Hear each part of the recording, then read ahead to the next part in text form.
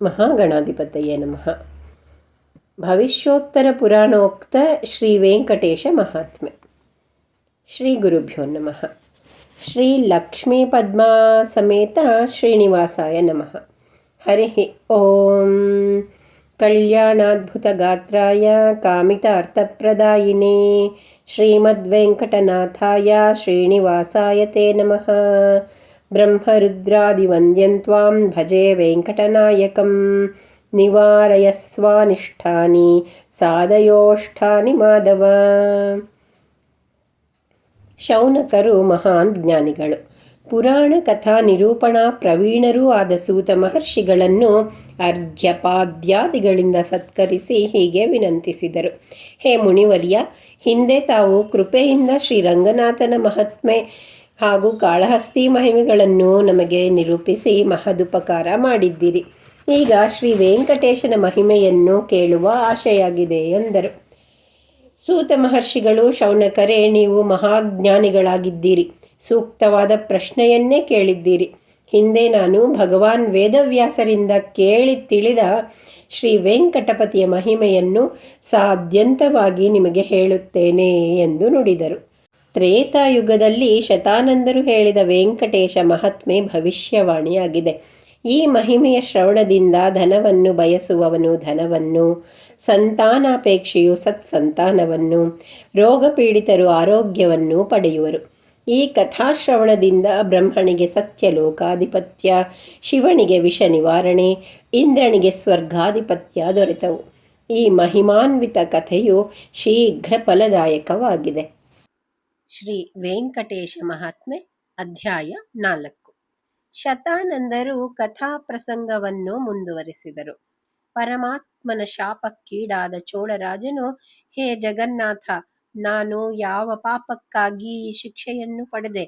ನನಗೆ ಈ ಬಗ್ಗೆ ಯಾವ ವಿಷಯವೂ ತಿಳಿದಿಲ್ಲ. ನಾನು ನಿರಪರಾಧಿ ಎಂದು ವಿನಂತಿಸಿದನು. ಪರಮಾತ್ಮನು ವಿಚಾರ ಮಾಡದೆ, ಗಾಯದ ನೋವಿನಿಂದ ವ್ಯರ್ಥವಾಗಿ ನಿನಗೆ ಶಾಪವನ್ನು ಕೊಟ್ಟೆ. ಆದರೆ ನನ್ನ ಶಾಪ ಸುಳ್ಳಾಗುವುದಿಲ್ಲ. ಒಂದು ರೀತಿ ನಾವಿಬ್ಬರೂ ಸಮಾನ ದುಃಖಿಗಳು. ನನಗೆ ನಿನ್ನಲ್ಲಿ ವಾತ್ಸಲ್ಯವಿದೆ.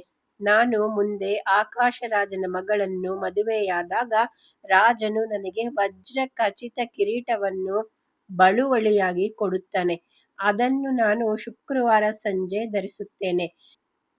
ಕಿರೀಟ ಧಾರಣೆ ಕಾಲದಲ್ಲಿ ನಿನಗೆ ಪಿಶಾಚ ರೂಪದಿಂದ ಬಿಡುಗಡೆ ಸಿಗುವುದೆಂದು ಹೇಳಿದನು.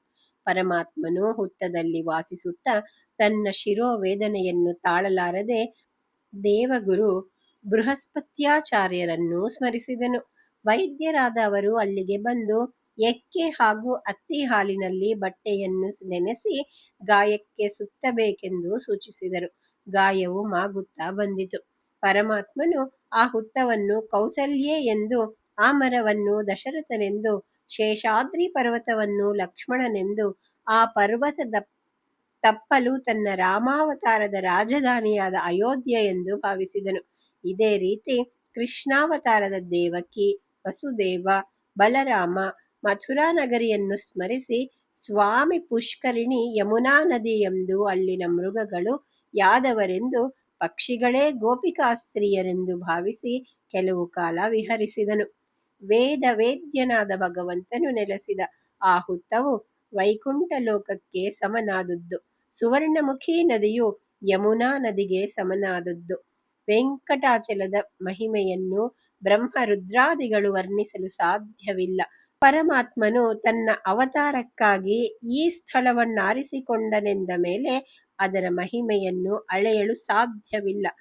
ಕಲವು ವೆಂಕಟನಾಯಕಂ ಎಂಬಂತೆ ಶ್ರೀನಿವಾಸನೇ ಲಕ್ಷ್ಮೀಪತಿಯಾದ ನಾರಾಯಣ, ಭೂವೈಕುಂಠವೇ ಪರಮಾತ್ಮನು ನೆಲೆ ನಿಂತ ಸ್ಥಾನ ಎಂದು ಶತಾನಂದರು ನಿರೂಪಿಸಿದರೆಂಬಲ್ಲಿಗೆ ಶ್ರೀ ವೆಂಕಟೇಶ ಮಹಾತ್ಮೆಯ 4ನೇ ಅಧ್ಯಾಯವು ಮುಗಿಯಿತು. ಮುಂದಿನ ಭಾಗದಲ್ಲಿ ಶ್ರೀ ವೆಂಕಟೇಶ ಮಹಾತ್ಮೆಯ 5ನೇ ಅಧ್ಯಾಯ ತಿಳಿದುಕೊಳ್ಳೋಣ. ವೆಂಕಟೇಶ ಸಮಂ ಸ್ಥಾನಂ ಬ್ರಹ್ಮಾಂಡೇ ನಾಸ್ತಿ ಕಿಂಚನಃ. ವೆಂಕಟೇಶ ಸಮೋ ದೇವೋ ನ ಭೂತೋ ನ ಭವಿಷ್ಯತಿ.